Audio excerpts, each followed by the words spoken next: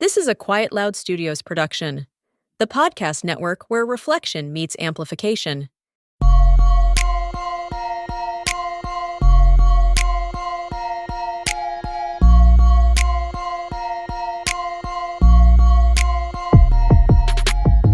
Hello, Athlete Mindset community. This is Lisa Bonta Sumii, the host of Athlete Mindset. Before we dive into this episode, I want to invite you to support the mission and purpose of our show. For $10 a month, you can help to make sure these conversations get to as many athletes, teams, coaches, and sport mental health environments as possible.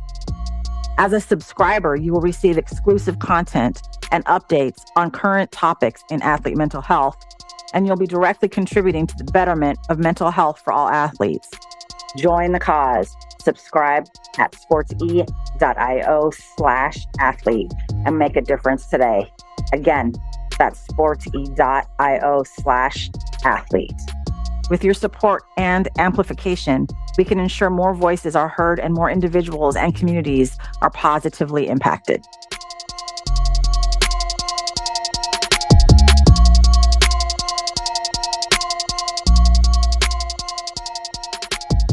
What's up, Athlete Mindset community? How's it going? I'm super excited for today's guest. It's been a long time in the making. We got Dr. Kweku Amoasi Smith in the house. He is the Chief Wellness Officer for Blaquesmith Psychological Consultation, LLC, and a psychological services provider for the United States Olympic and Paralympic Committee. He earned his master's and doctorate in the area of educational and school psychology at the University of Wisconsin, Milwaukee. He has served as a clinical psychologist with Children's Hospital for Wisconsin and Wisconsin Department of Correction. In addition, he has served as an adjunct professor at multiple colleges and universities. He has authored 2 books and published multiple book chapters and peer-reviewed journal articles. At the present time, he's the host of a mental health program, Nyumba Upendo.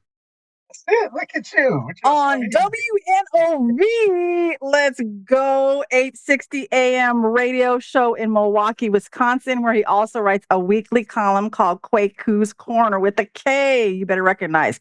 He has served as a full-time team psychologist for the Milwaukee Bucks of the NBA, clinical and sports psychologist at the University of Wisconsin, and worked in multiple teams in the NFL, MLS, and with Nike EYBL. He recently served Team USA at the 33rd Olympiad in Paris, France, as a mental health officer. Need I say more?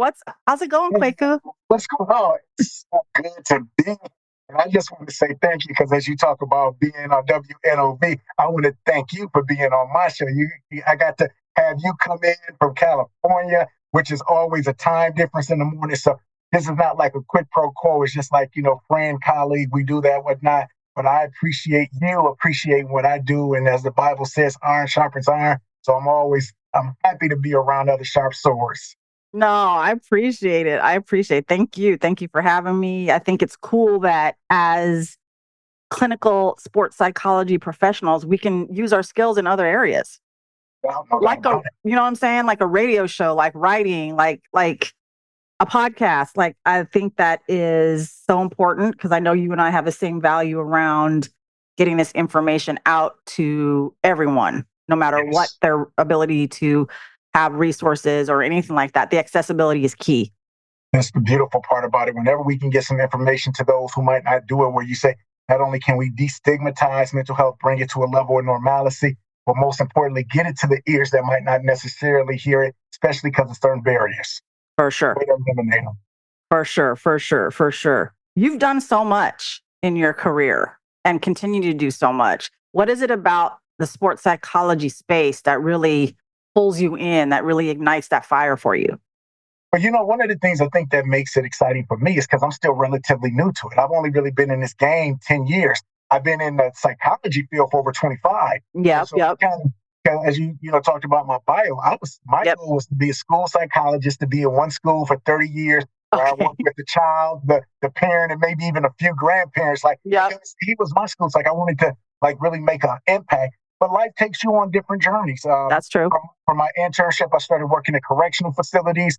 And I tell people, especially for the young people who are listening that's going in this field, if you can make it in correctional facilities, that's like the New York of psychology. You can make it anywhere because literally they're exposed to everything. I worked at minimum, medium, max facilities, women, men's, juveniles, female and male facilities. And so when you go through that, you work with so many people. And ironically, that was the first time I started to work with a lot of athletes. Unfortunately, they were on the downside of their careers where they had these scrapbooks of paper of what I used to be or what I could have been. But then I saw all of the little things that derailed them. And so the original question, because I did a TV show on a local access station, it cost me $60 to produce in a year. So but I just wanted to get information specifically to our community in a way in which they could hear it, but in a way that was cost, accessible. And, from a standpoint of who's listening, it's in the privacy of your own home, so you didn't know. But lo and behold, I was doing that. I caught the eyes of some people in the Milwaukee Bucks, and I got called in out of the blue. Now, I had no training in the area of sports psychology besides being an athlete and a coach myself. But as far as, kind of structures and discipline, so when I went into the interview, I almost talked myself out of the job because I was like, I'm not a sports psychologist. And the good thing about it was they weren't looking for a sports psychologist. They were looking for a clinical psychologist. And so from my work in the prison, my work in the hospital, it was exactly there. But this is the beautiful thing about life. Now, once you get into it, I had a mentor. His name was Chris Carr. He was working with the Indiana Surgeon at the time, but he had did this conference called the Big Sky where he had all of these different sports psychologists come. So when I went there the first time, I'm a little intimidated because I'm in sport, and I'm starting to see that there are, niche differences between psychology from a clinical standpoint and sport. It's a Venn diagram, so it's some things I feel comfortable in, but then I started to recognize, whoa, it's a lot of things that I don't know. And so now that's when the academic comes out, the student, the competitor, because now I don't want to be in a field I don't know anything about. So I'm reading every book I can. I'm talking to everybody I can go to. I'm going to conferences. I'm taking extra classes. I'm doing the certifications because I want to make sure if I'm going to be in this field, that I legitimize myself in this field. So not only did I do that, I started to sit on executive board so I could learn from the inside how things went out. And so you said, how is it? I was like, even though it's been 10 years, it's like I feel like I'm growing, like I'm still new with it. And it's exciting because you work from collegiate spaces to professional spaces to the Olympics, but then work with high schoolers and some of the people who may not even seek to go pro, but just have the love of the game where you can it. And I think that's why I'm still so excited about the field of sports psychology. Oh my God, the journey, the story. We have a lot in common here. So I worked in the Youth Guidance Center for a couple of years in San Francisco. You can do what you do. Yep. I worked there, and then I worked in an inpatient adolescent hospital also for a couple of years. So I think what it comes down to is you got to be a solid clinician. No doubt. Right. And then the athletes and the members of the sport ecosystem are just another population that you service and that you work with and learn specifically about.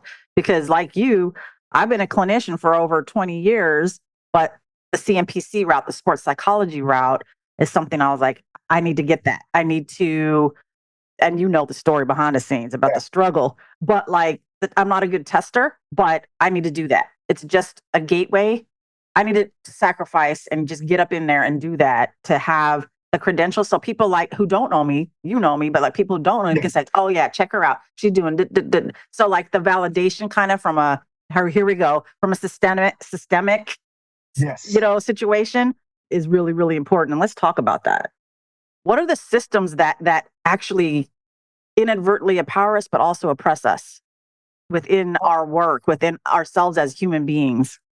I mean, I think the answer to that is always going to be everything. I don't think there's anything you can do in America without talking about the legacy of slavery, the legacy of dispossessing people. As much I tell people, and this is one of the things I learned at the Olympics, I complain a lot about America, but once you get to see a lot of other countries, you also recognize there's some good stuff, here too, some things you kind of take for granted. And even some of the bad stuff, you say, I'm more American than I would want to admit because this is where you've been indoctrinated. This is where you've been socialized. So with that point, let's be honest, a lot of the people that come up in America is usually through ill-gotten gains. Even like when we look at our favorite rappers turn past drug dealers, it was the drug dealing money that got them the demo, that got them this, and then they were able to flip it. So whenever you look in America, it's so many things that usually start off negative and then it's maybe able to flip into a positive. And I think that permeates the sports world. When you look at how people can be oppressed because they talk about it being still a modern day slave system, you look at books like by Charles Roden, where you talk about we're still on a plantation in a sense. But then you look at the opposite side where you say, this is an avenue for people to come out to make generational wealth, for people to now to be recognized as superstars and have a podium. And if they can recognize the power, then have their passion becomes part of their purpose, where you see the people like the Kareem Abdul-Jabbar, you look at the people like the Muhammad Ali's that now they have this bully pulpit, they have this podium and a voice amplified, and they use it to progress the culture. So I think it's just that double-edged sword. It was like, we can use it to go negative and to buy more into capitalism and American system, which we know doesn't always have the best smell on it. Or we also can say, hey, you know what? We use this as a way that we can progress and further our people. Case in point, you can't wear the number 42 in baseball because what Jackie Robinson did in integrating Major League Baseball, what he had to suffer, what he had to go through was so profound, in addition to his abilities and talent, that they said, this is a number that needs to be revered, not just within the Brooklyn and Los Angeles Dodgers. It needs to be revered worldwide. Why? Because him breaking the color line became emblematic, became the auspices for everybody else in other parts of the world. Before terms like affirmative action was coined, it was like, how do we really integrate America? So whether it's through the armed forces, whether it's through sports, or whether it's through corporate America. Yep, for sure. Yep. It's that both end, that double-edged sword, like you said. Tell me about your personal journey with it. I know that, you've had, we were teasing each other about it earlier. You got your government name, and then you got your chosen name. And what is it about you as a Black man in America, your journey, your evolution? Yeah, and I think James Baldwin has probably one of the most powerful quotes that we can put in this moment. He said, to be African American is to be African without a full knowledge of your history, and to be American without your full privileges. So we talk about Ta-Nehisi Coates has a new book out called The Message. He's the one who wrote Between the World and Me. And he talks about it being tiers, of privileged tiers of citizenship. And when you're born in an ostracized, marginalized community, you never reach that top tier. It could be because of gender. It could be because of race. It could be because of sexual orientation, religion, so many different things. But the one thing we know for sure, that gender and race are things that's more difficult to hide. So now when we start to look at works like with Cornel West, where he talks about race matters, and you see that, then you understand that being a Black man in this field, well, it serves me because I'm one of the few. And now those numbers are growing, which I'm very happy about. Yes, same. At the beginning, there's fewer opportunities. I mean, there's fewer spaces. And then sometimes people need you. They need the optics. They need the numbers. And if you're not content with saying, hey, I'm the only one, but saying, hey, I'm going to be the Jackie Robinson, I'm going to try to open this up and help others, I'm going to lift where I climb, then it can become a good thing. So sometimes you benefit from not anything being there, but then also when you're the first, you have to go through the Jackie Robinson effect. You have to take the spit in the face. You have to take the name calls, whether it's overt or covert. And one of the things with me, and this is one thing I tell people within the sports world, sometimes if you want to remain in the sports world, because these jobs are so few, they're so in between, we kind of laugh at the P. Diddy kind of situation, even though it's nothing funny about it, but about how people could be willing to sell their souls for certain gains. It's the same within the sports world. So I tell all of the people who are coming up, I said, listen, you have to understand what's your do's and your don'ts. What's the things you're going to move and the things you won't. Because in this area, they will have you do things that are unethical. And in fact, some things that are illegal. And if you are not brave enough, strong enough to say certain things, you fall into the problem. And now you're a person where you talk about, hey, I'm a female, or I'm a Black person, or I'm a Muslim, or I'm whatever it may be, like I said, that sits outside of the mainstream, your voice is going to be heard because you probably won't have as many people in the room. As soon as you say something contrary, you become that one.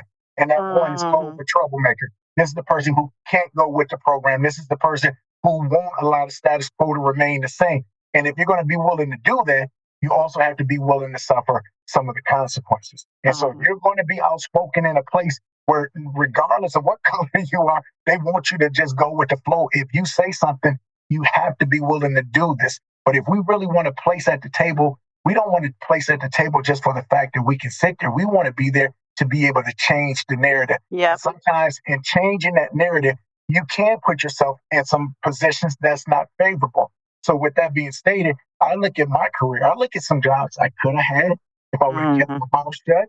But once you say certain things and you develop a reputation, you understand this. Well, if you hire me, you know exactly what you get. You're going to get a hard worker. You're going to get a loyal worker. You're going to get competent. But also, I'm not afraid to speak truth to power. I'm not afraid to tell you the truth. I'm not going to not talk about the elephant in the room if there's an elephant in the room. And some people say, thank you for telling me who your paths up. And that's fine. So we don't have to come to that. But for those who do want that, that's when you say, we can make a difference. And I'm judging everybody for what they do. But I do put the caveat, it's one thing from being in the gray area of unethical into the black and white of illegal. And I've seen people within our profession do things quite illegal. You know, if we go away from mental health just to physical health, we look at the beginning of football with CTE and the concussion schedule and how they tried to hide from that.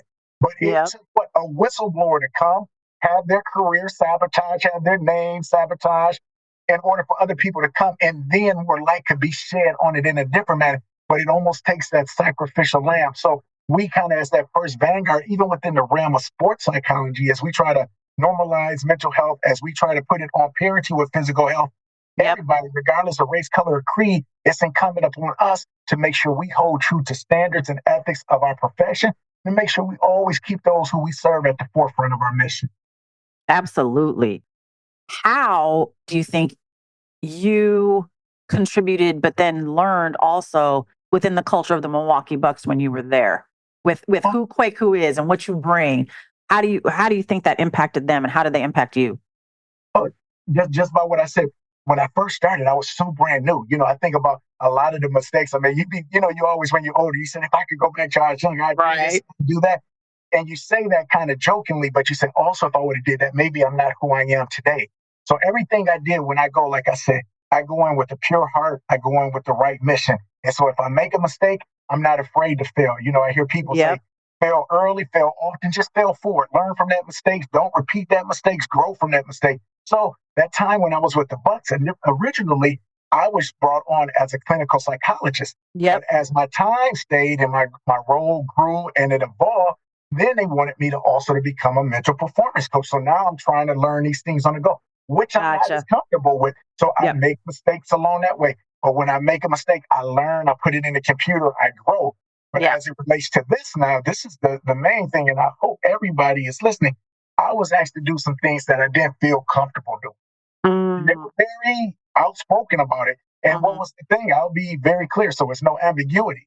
Because I started off as a clinical psychologist, the patient was the player. So there was a firewall between me and the team where the players had strict confidential.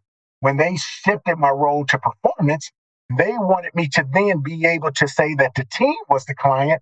And what I said with the players would then become privy because the team would be the client. So as long as I kept it safe within them, which I thought was quite unfair to the players, specifically those that had been there the whole time. And so we tried to come up with a decision where we say, okay, well, I'll be a bolt and I'll be a bridge. Those things that are clinical stays in the book. Understand those are protected. Those things that are performance, that's where I can't talk because now I'm a bridge. I'm trying to bend that gap. So if there's some issue with anxiety on the court, there's some things with things that are specifically performance related, even if it's like dealing with teammates and whatnot like that, but that need to be shared. That's not in that confidential space. We could do it.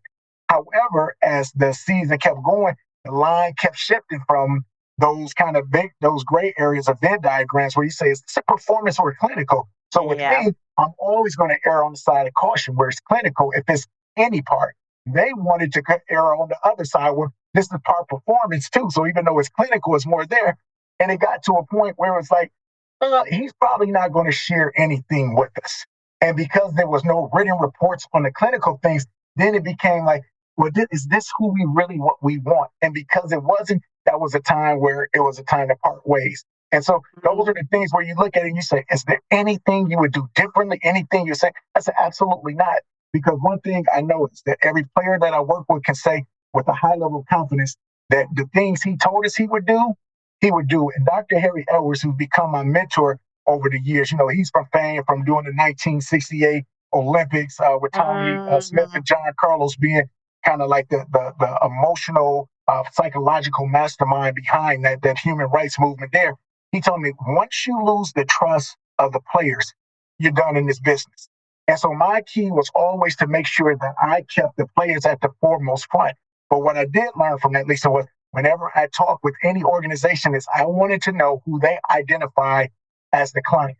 Yeah. And then I wanted to know, was I going in a clinical or performance role? Because if I'm going in a performance role, but then we're not dealing with clinical issues, and then it's really no need for confidentiality in that standpoint, except for within the in-house structure. But if this is a clinical standpoint, I want electronic medical records, I want secure, I want safety For sure. security, where they both understand that this is not going anywhere. So for anybody who's aspiring to work in professional sports, you always want to make sure you understand and they understand who is the client.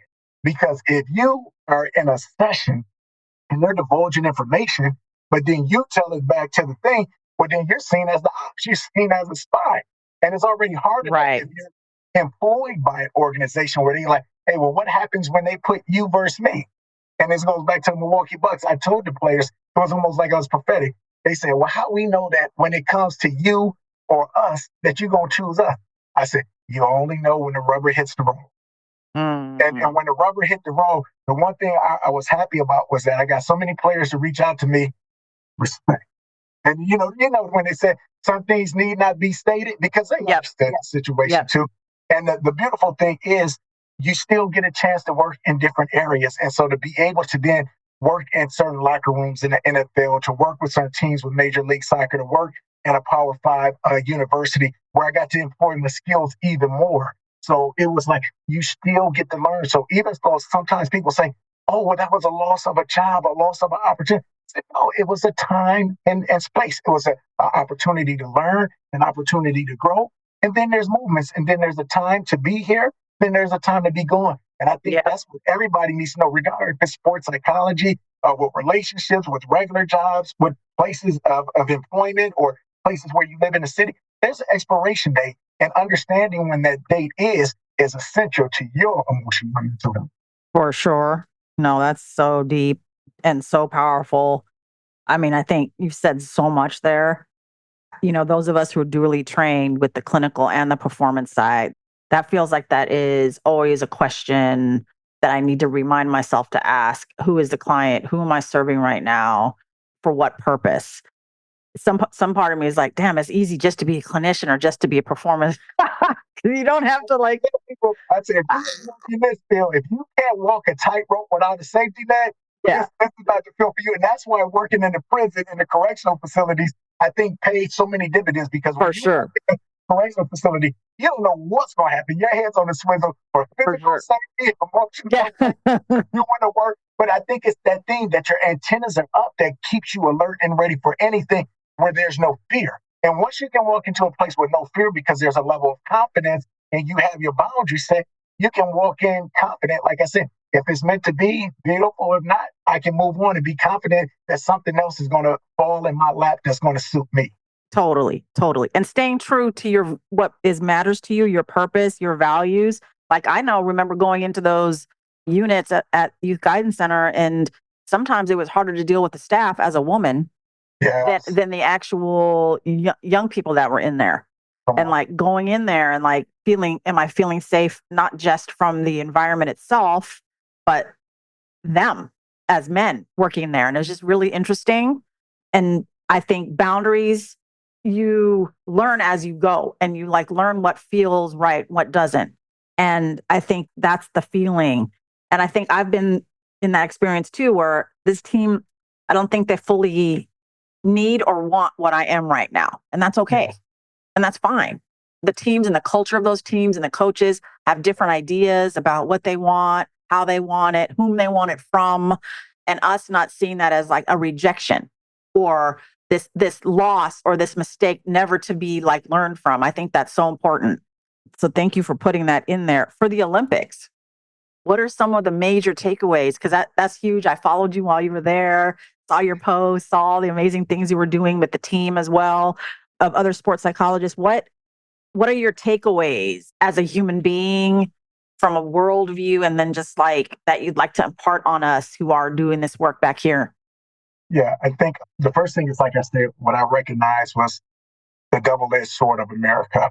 You know, we come sometimes, especially like I said, if you're in a marginalized group, you can talk about America in a very harsh manner. And again, James Baldwin said, he said, I have a right to criticize America because I love her. I'm a part of her. So I'm going to treat her the way that she should. But with that being stated, when you go over there, America brings a dichotomy. They love America or they hate America, but everybody respects or fears America. So if they see that American flag, you understand, you turn heads like nobody else. So you start to understand the power that comes with that, the responsibility that comes with that. And so one of the things that I was able to do is we were supposed to be ambassadors for the sport. So I could bring countries that normally would not have gone into Team USA House and introduce them to our facility so they could see what was going on. And I think that's part of that's great. to let people say, hey, listen, oh, you come over here. Let me show you. I know you can't do anything from this standpoint for it, but let me show you what it looks like, some things maybe to aspire for, maybe some things that you can have. But then with that being stated, you also recognize, oh, we waste a lot. I look at the resources that we have and other people have and how they maximize some things where we, you don't think about drinking a half a bottle of water and leaving it. The little bitty things like that we take for granted. And you look at other people, oh, they get this water. I'm drinking all of this water up. Like, I'm grateful for this. So you understand, like I said, the dichotomy of being an American. Like you said, you take some pride in some of the things that we have. But then also, so what I left was, I'm not going to hate on my country, but what I will do is perpetually criticize her. But in my criticism, be a part of the solution for the That's right. Make her be what they stated we could be at the beginning. Second thing that I learned is this, and this is just from a personal standpoint. When you don't get a chance to go to a lot of places and expand like how I did in my youth, just because of financial situations, we didn't get a chance to travel the world. I didn't get a chance to see a lot of different things. So you're always curious how you stack up to people, not only in the United States, but across the world. But when we were in these wellness officer meetings, I started to recognize, wow, the education that we get here is top notch. But not only the education we get here, the ability that we get to self-train ourselves, because I think as an educator, your best education comes after you graduate. What are those things you do? Not the CEUs that you got to get to keep credential, but those things you learn where you say, they didn't teach me this in school, or they can't teach me this in school. Only hard knocks life, or experiences can teach me this. And once you get that, you say, I'm here. And you look around, you say, I can compete with anybody on the world. Not in that braggadocious or prideful level, but what you say is, I bring a top tier level of service where I say, you know what?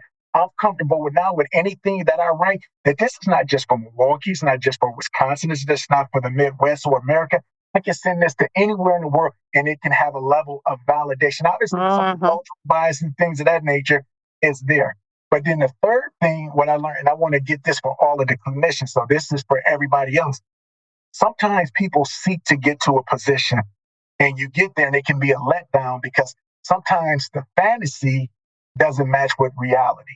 And then it becomes a letdown. And so when I say, is it great being at the left? It's absolutely. You look around and you are like in all of the opulence and everything that it brings, walking around, seeing someone from Denmark, from Turkey, from Finland, from Ghana, from Nigeria, from the Congo, from a country you never heard of, to Cuba, to Russia, or they're not Russia there. But then you see the refugees, people who are without a country, still at their best. So you get all of these different experiences. But what I've learned is this. Most of the time, why we want to work in the pros or we want to work in these things, because it's a little hubris and tact. I want to be attached with the best. But what I say is this, to be attached with the best means you personally also have to be the best so you can get the best service. So when you look at the Olympics, I don't want you just looking at the person who wins the gold medal. I want you to think about the person who wins the bronze and are not happy with that because they thought they should have got higher. I want you to think about the person who didn't even make it to the finals and was scheduled as one of the favorites to be in the final. I want you to think about the people who didn't make it to the Olympics because they just missed out during the trials. I want you to think about the people who were good enough to be in the trial, but something tragic happened. There was an injury or there was an emotional thing. And to say is, how can I service everybody and everybody the same? When you get into sports culture, it's almost impossible not to pour more attention into the superstars because you pour resources into where the money is at. And that's from the business model, it makes sense.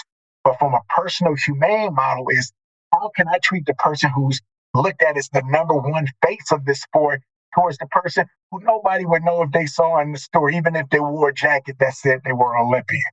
How Yep. can I give them all the same service, the same type of care, the same type of emotional needs in real time where everybody feels, well, I'm great? How do you work with a person who just won a silver medal and then another person in that same race did not place? So you have Yep. to share this level of contentment and happiness and excitement, and then this level of ultimate letdown. And how can you let both of them see you where they both can still respect how you work with others, but yet respect them? And so, with that case, what I'm saying is you have to understand once you go into this, it's not just the sunny days, but it's the rainy Yep. days. And those rainy days are this. Every time you look at ESPN, every time you look at Fox Sports News, every time you look at any sports media and you see something tragic has happened, you say, how would I deal with that? You see something great happen. How not do what I deal with the greatness, because the greatness is easy, but how do I deal with the aftermath of the greatness? Because that's when usually the hard times come. So I just want them to know, how do I prepare for being on such a high to be able to come down and say, what's going to match this? After I win the Super Bowl, how's a regular Sunday game going to be the same? Can I still bring that same energy? Right. Right. Right. So for the people to condense it, is to say this: how can I make sure I bring the type of energy I need every day to every situation that can be there? And the big caveat to that is this, and you'll say amen as soon as I say this: how do you maintain self-care so you can care for all of those other people? So wait a minute. No one can see that, but I just wrote that down on my paper. Self-care. How do you take care of yourself? How do you take care of your overall well-being, your mental health, your physical, your spiritual health? We have to be pouring into ourselves first. And people think that's selfish. You can't, don't do that. That's selfish. But there's a difference between taking care of yourself and being selfish. It's different. It's different. And people need to know it and discern the difference between it. Oh my God, for sure, for sure. So if you've talked about how to manage failure/mistakes, how to handle the aftermath as a provider, but also as an athlete, tips for athletes, because like coming home from the Olympics back to their countries of origin, like they're not in the sort of this big, exciting sphere anymore, no matter whether they made the finals or not, or got a gold medal, right? They have to come back and do the everyday life of it. What are some tools? What are some tools that you would suggest for those managing mistakes and have not yet evolved to that place yet or grown in self-awareness around that we need mistakes to become resilient? We need to be able to learn that, and then how to deal with the day-to-day, having that grit to stay present and aware, and then your number one self-care process, strategy, tool for you. So that's a lot. The first thing I start with, is mistakes. And I try to use myself as an example because I think I've had Let's do that. a lot of success in my career. And I think people tend to look at it, but I said that success is, the foundation is a lot of what people would call failures that I just call lessons. Yes. I'm in the blessings. And so, for example, when I was with the Milwaukee Bucks, there were so many things. I was so green. So I didn't even know, I didn't know what to do. I didn't come from an internship. I didn't come from a sporting background. So I was getting trained on the job. So you make mistakes. Like I said, you fail fast, you fail quickly, you fail ahead, but then you fail forward, meaning I'm going to learn from this mistake. I'm going to grow from it. So the first thing I'd say is this: don't be afraid to make a calculated mistake. It's a difference between saying, hey, I'm going to jump off a bridge and it's a 50-foot gap. Like, that's unrealistic. I'm not jumping off that. But if it's 5 feet and there's something chasing me, I can do that. But I understand the risk. That's all. So make a calculated risk in your failures. Some failures, you sleep with a client, you're not coming back from it. Oh my goodness gracious. Right. So we want to make that clear. When we say fail, we talking about the stuff where people can look at your colleague and say, I understand what you meant by that, but how did you learn? How did you grow? Now, as you go, and I'll fast forward now to the end part, to what you talked about, self-care. Yep. We do the most horrible job as clinicians, as professionals, because we profess it and we say it and we demonstrate it, but not at the levels that we should. And this is the reason I tell people it's a difference between being on a plane where they say, hey, if you need oxygen, put on your mask first. That's right. Put on the person's neck. I said, I don't know any mother that's a mother worth her salt where that mask is going to come down. She's not putting her baby mask on. It's instinct. I'd rather something happen to me before it happens to you. So we have that natural instinct. But the second thing is, when you work in our profession, I said, we're firefighters. And they said, what do you mean by that? I said, when there's a fire, we're trained to get out the house. You stop, drop, and roll. You get out, you find a meeting place, you do whatever you can. But if you're a firefighter, guess what your job is? To go into the fire, to go into the smoke, to go into the danger. Now, the thing is, you do have equipment. So as us, our self-care first must become, what's our equipment? Because we know we're going into the fire. We know we're going into a spot where we're not going to be able to self-care. If I say, hey, Lisa, sleep 8 hours a day, that sounds good until you get a 2-hour call because you're on call and it's an emergency and you have to come in because somebody needs to put place in inpatient care, or somebody's having a panic attack or something. That is your job. So you say, how do I put on my equipment? That equipment is the self-care that we can do. So we do have to make sure that we are resting, that we are taking our vacation. I think this is the biggest thing. We have to recognize we are not the saviors. If we are not there, it can still be solved. Something is going to happen. Somebody else can be there. It doesn't have to be you. Even though your service or skill may be needed, there's going to be somebody else who probably can do that. So with that being stated, Lisa can't rush to every emergency. She has to have a safety net where somebody else rotates, and now it's your turn. So I do that. So what I say for us is this. I know it's difficult to practice self-care in its truest sense, but what we have to do is to make sure we allot time to say, I'm going to go on a vacation and I'm going to put the phone down. I'm going to put the computer down. There will be no on-call. There will be no checking the emails. There is going to be a time in the day where I do meditate for my 15 minutes, or I allow myself to bring myself down. All of the things that we teach individuals and those things that are idiosyncratic to what we need. For my spiritual people, make sure you're praying on a regular basis. For my people who diet is such a big part, make sure your diet is great. All of those little bitty things that we say we do, those are our equipment that protect us from the times where we can't do the things we would want to do just because the mandates of our job doesn't always allow. Those who want to be in the sports world, I tell you what, play a game at 7 o'clock, get on the plane at 10, switch time zone for 3 hours, and then have to get up for practice in a meeting. You're not sleeping 8 hours. And so those are the things you say, okay, if this is my life, how do I adjust for this? And so depending on where you at, your self-care is going to look different. For sure. But to be intentional about is what I'm hearing you say. Intentional, 100%. Yes. What are your top 2, top 3 for you personally that you like to do? What are your self-care practices? Yeah. So number one is I love to work out. I don't care what it is. I don't care if I'm boxing, if I'm swimming, if I'm if I'm working. I'm that kinesthetic person. I need to get up. I need to move, things of that nature. And then the second thing is I need to be around love. So whether it's my fraternity brothers of a fraternity incorporated, whether it's my children, my wife, doing the kind of corny stuff, watching movie nights on Friday, things of that nature, getting hugs, being around laughter. My cousins, we do these cousins nights every quarter. Because we all grew up in my grandmother's house. So we get together, and my one little cousin just got married in Miami. And so we all went to Miami and we just had a ball. And there's a big age difference, but it was just like being around that for a little bit is those revivers. So for me, it's working out and being around love. No, I love that. It's so great. And this is what Kweku does to be himself, because everybody needs something different. I wanted you to hear who Kweku is and how he takes care of himself. And you can think about everything he's done and is doing, he's taking care of himself. I can too. And let me think about what that is for me, because it's different for everybody. And how that looks. Be honest, I can do better.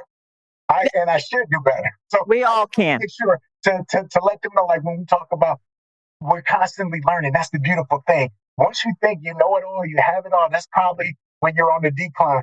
So for me to be able to look and be aware, I'm not doing self-care. Even though I'm not doing it, if I'm conscious of it, now I'm trying to make efforts to be intentional to squeeze it in. But if I'm not even conscious of it, I can't even schedule in. I'm so busy being busy. And this is the thing we tell our athletes, the enemy of great is good. You can be doing a good thing and a good thing, but those things then become the enemy of doing a great thing. So sometimes you have to say no to a good thing so you can be great at what you need to be great at. Oh my God, so important. That boundary. We think we're letting people down. We think that it's FOMO, right? Or we think that they're going to see me as a slacker or something. Yeah. We have to reframe that and say that when we say no to external requests or situations, we're saying yes to ourselves. That's exactly it. If I say no, I'm going to try to find you a substitute. I'm going to let you know I care about you. I want to do this, but I can't do this at this time. And this is when you start to know, Lisa, I think what you said is so on the point. We're such people please. You know, you want to help. But I say, if somebody really loves me, they also care about me too. They say, Exactly. oh, I'm sorry about that. Yeah, go ahead. You rest today. You haven't got a chance to rest. And I tell people, like in your daily schedule, you know, we're big on planning. I said, if you plan your day and all your day is planned out, that's a red flag. Because that means you have no room for errors. You have nothing built in for you. So I said, make sure your day has 4 hours where you say, well, I don't know what I'm going to do with this. So you can either do real self-care, you can give to others, you have a chance to decide, but what it is, it just gives you a matter of flexibility where it's not like so meticulous of a schedule. I got to do this, and this, where if one thing happens, everything else is a domino effects and trickle down in a negative way. We don't want that. No, we don't. No, we don't. And if we happen to prioritize, which I hope we all can do in some way or another, our self-care, protect it. Because, you know, when other things come in, we're like, oh, that's just for me. I don't need to actually really do that. I can reschedule that. But like, there's so much empowerment and growth and benefit to protecting it and saying, you know what, I actually have something going on right there. You don't have to explain, but you can if you want. But like, I got something else going on. Here are some other options. Here are 2 or 3 other options within this 7-day period. And I say, I'm with you 100%. Yes. Kweku, oh my God, we could talk for hours. I'm so excited to see you at our annual conference, our ASP, Association for Applied Sports Psychology conference at the end of this month.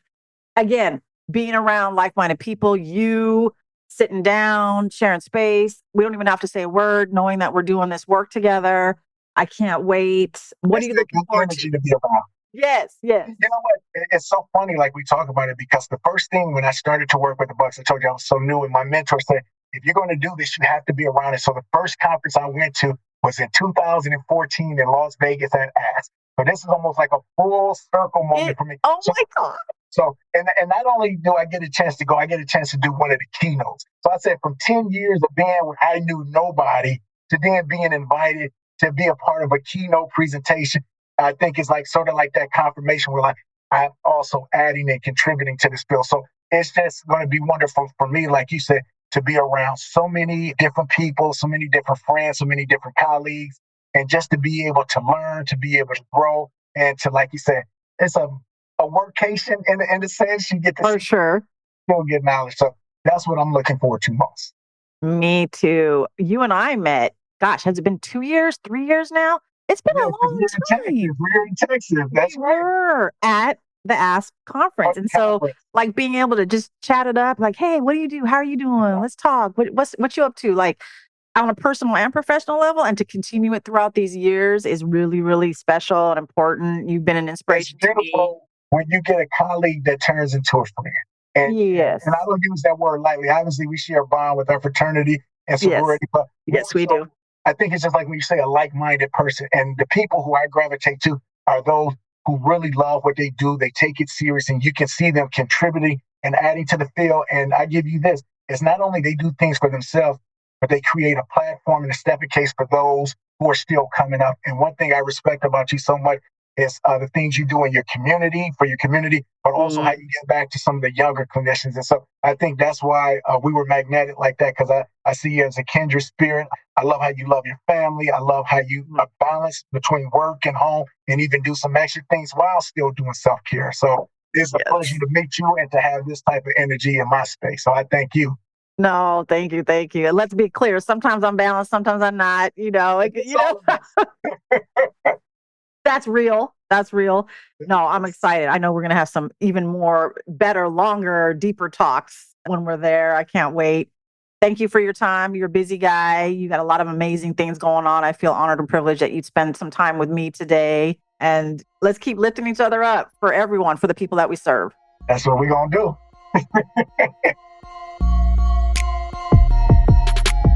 This podcast exists because of the team at CAS-CM. CAS-CM is a B2B content production company helping organizations create and share their stories. We aim to create space where businesses can build assets and drive revenue through writing and talking. Content creation should be enjoyable and accessible. At CASCM, we love helping make that happen. Learn more at cascm.com.